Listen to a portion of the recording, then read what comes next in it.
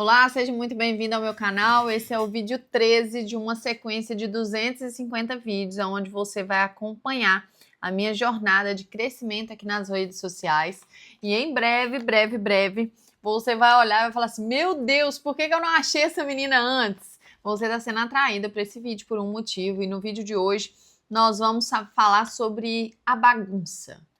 Como assim bagunça, Letícia? Sabe quando você tá de mudança ou quando você começa a dar um faxinão na sua casa e você começa a descobrir muitas coisas que você achava, nem lembrava mais que tinha e do nada você começa a perceber essas coisas? Como que isso tudo pode e está impactando na sua vida e como a gente pode trazer alguma aplicação prática para a nossa vida? Essa folhinha aqui é do dia 1º de outubro de 2019. É uma folhinha que eu encontrei hoje enquanto eu arrumava uma dessas bagunças. Estava dentro de uma agenda minha.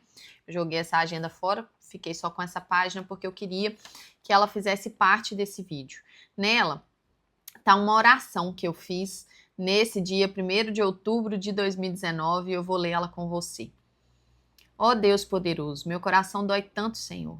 Minha cabeça dói há quase 15 dias, já tomei remédio e nada adianta. Hoje eu tô chorando muito, muito mesmo. Conversei com meu marido e cada vez que falo com ele fico pior do que se tivesse ficado quieta. Eu preciso de colo, Pai. Preciso do seu abraço, preciso tirar essa dor aqui de dentro. Eu quero voltar a ser Letícia de antes. Quero ter força, determinação, quero minha alegria de volta, quero paz. Não quero me sentir assim. Ele não quer estar comigo porque estou gorda. Ainda bem que não preciso escrever, o Senhor sabe como está doendo aqui dentro. Obrigada, Pai, por me amar independente da minha aparência. Obrigado por não desistir de mim. Eu não lembro exatamente o contexto, mas meu marido nunca foi um homem que falou abertamente sobre o meu corpo. Ele nunca criticou ou usou palavras, mas o distanciamento que existia entre nós dois era um distanciamento muito grande. Hoje eu agradeço a Deus por esses momentos que se passaram e por cada uma dessas coisas que aconteceram ao longo dos anos, porque se não fosse isso eu não teria despertado, eu não teria percebido, né, que existia algo de errado em mim e que eu precisava mudar. Por que eu falo em mim? Porque antes de procurar mudança em qualquer outra pessoa, o primeiro lugar que nós temos que procurar mudança, procurar transformação é na nossa própria vida. E quando nós levamos para o outro essa responsabilidade que é só nossa, nós sofremos e sofremos muito.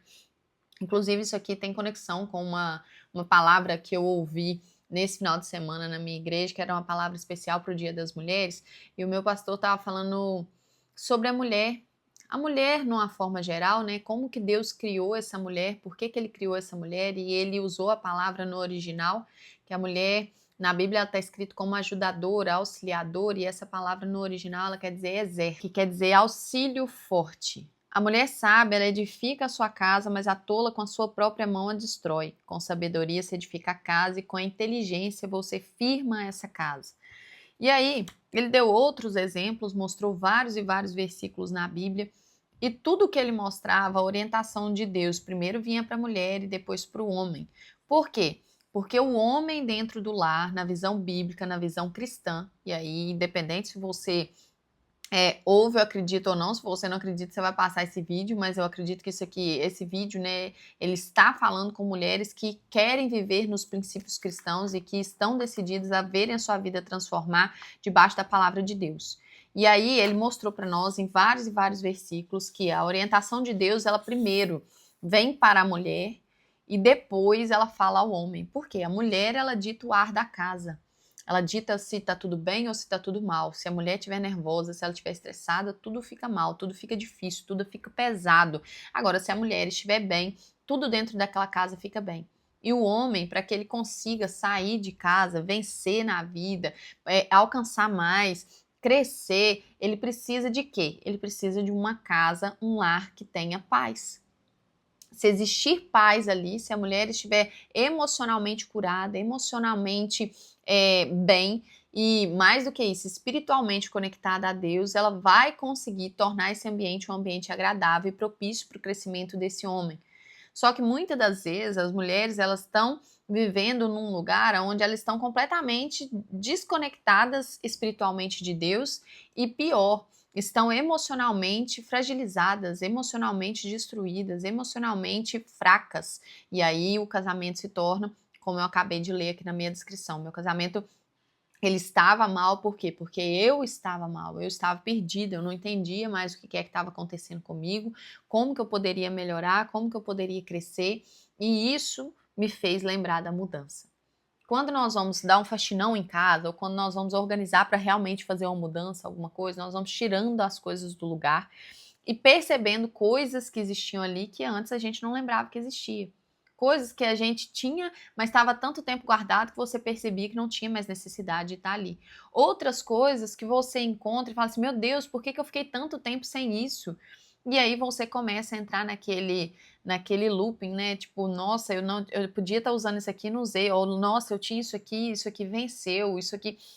Na nossa vida acontece a mesma coisa. Se não existir esse caos, essa bagunça, se não existir esse momento aqui, ó, em que tudo fica difícil, em que você não vê saída, não vê solução, quando a bonança chegar, a sua casa vai estar desorganizada, você não vai conseguir receber aquilo que Deus tem para você.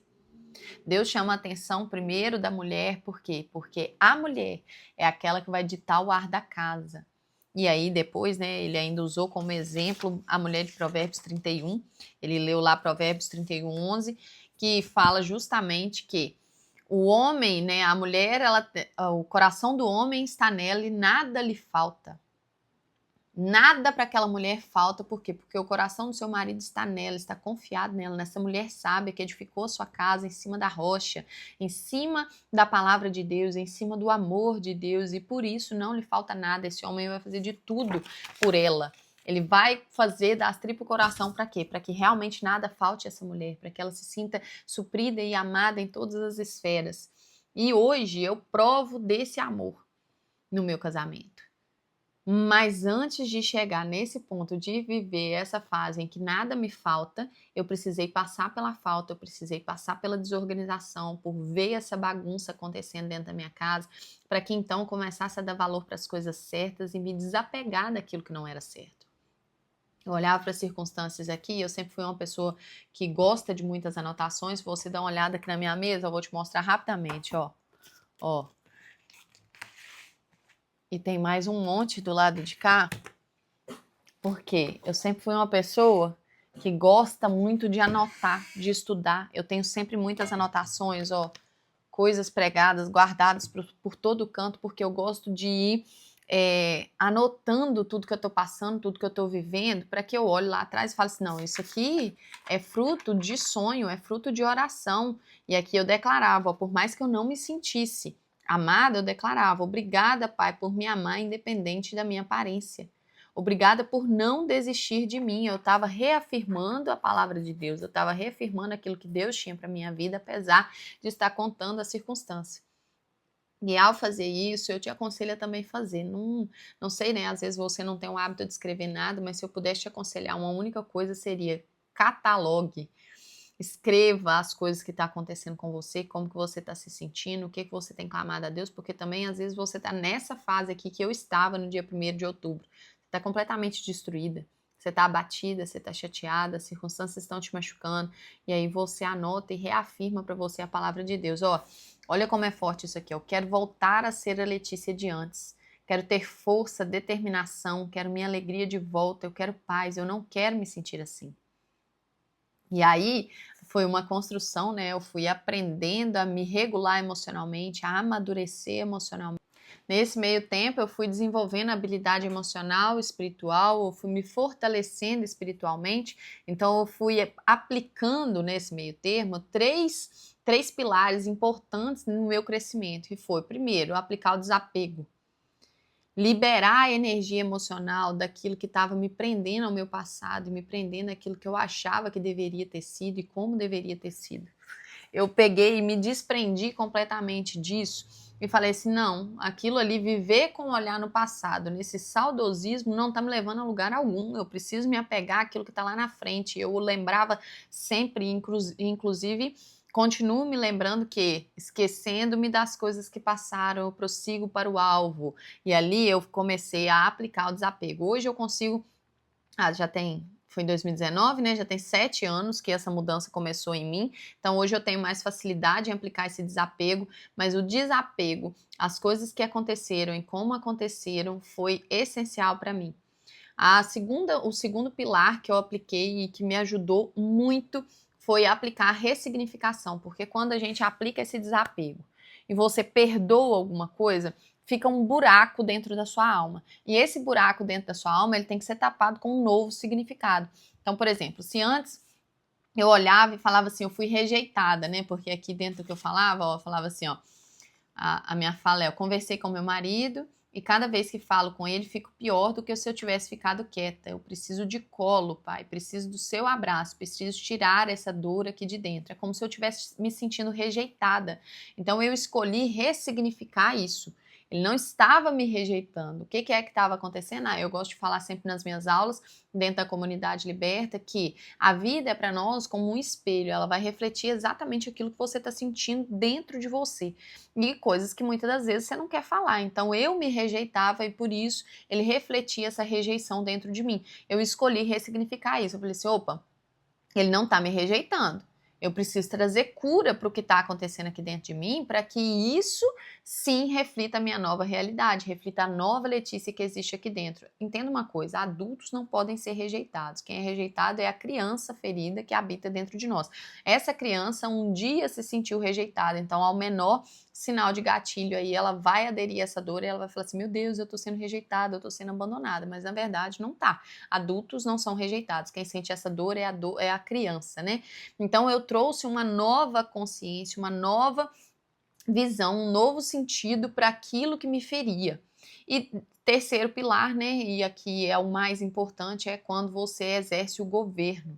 Você traz direção para aquilo que está acontecendo e você corrige a sua rota, você muda o seu comportamento, você começa verdadeiramente, né, a agir de uma forma diferente, a começar a assumir a responsabilidade, a autoridade sobre a sua própria vida. E aí, quando você começa a exercer isso, você traz para a sua própria vida aquele ato de você não ser mais a pessoa reativa, você é uma pessoa ativa, você tem o poder nas suas mãos de escolher como você vai agir em determinadas ações. Você para de ser governado pelas suas emoções, pelos seus medos, pela opinião dos outros, pela circunstância, pelos traumas que já aconteceram, pelos relacionamentos que já passaram e começa agora a exercer governo.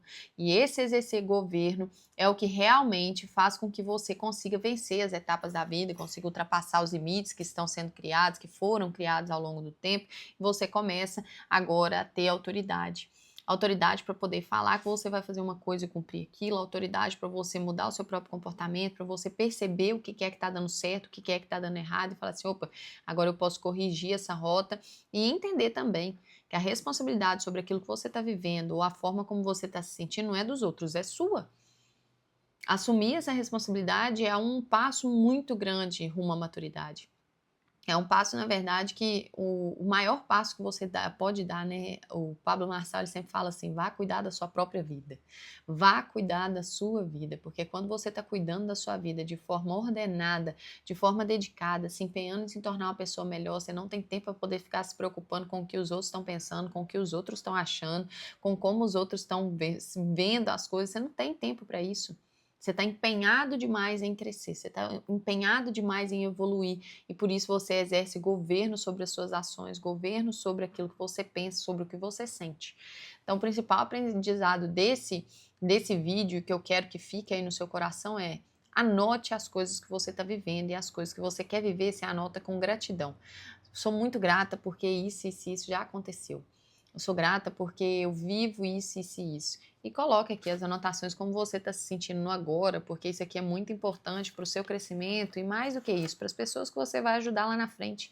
Tenho certeza que esse vídeo aqui vai gerar muita identificação com você aí do lado. Você vai falar assim, realmente eu me sinto exatamente aqui e eu estou aqui para poder te mostrar que você pode estar se sentindo assim, mas se você colocar em prática esses 3 pilares que eu acabei de ensinar para você aqui, a sua vida vai mudar de verdade. Ela vai mudar não porque eu tô falando, mas porque funciona. Se você se desapegar das emoções do passado, ressignificar aquilo que aconteceu e exercer governo, você ter governo sobre as suas ações, sobre o que você faz, tudo muda. Se você gostou desse vídeo, deixa aqui embaixo o seu comentário. Não esquece de se inscrever aqui no canal, é muito importante para mim essa participação sua. O YouTube ele vai entender, né, que esse conteúdo é relevante, vai mostrar ele para as outras pessoas. E não esquece de continuar aqui, porque eu vou catalogar toda essa jornada e vai ter muito aprendizado, muita coisa prática para você, tá bom? Fique com Deus, um beijo e até a próxima!